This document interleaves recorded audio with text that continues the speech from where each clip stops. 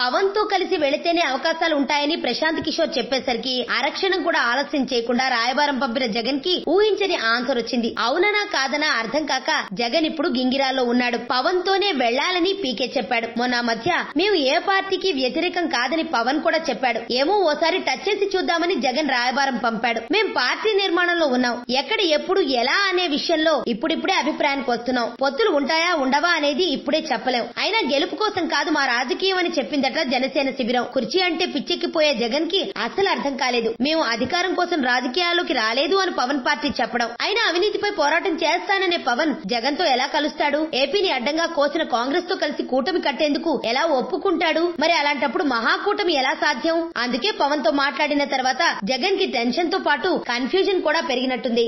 అంతుచిక్కని రహస్యాలు, మరెన్నో మనకి తెలియని పురాతన కట్టడాలు, వాటి వెనక దాగిన నిజాలు, పూర్వీకుల ఆచారాలు, మరెన్నో మూఢ విశ్వాసాలు, ఇలా కాలగర్భంలో కలిసిపోతున్న రహస్యాల కొరకు సబ్స్క్రైబ్ చేయండి రహస్యవాణి ఛానల్.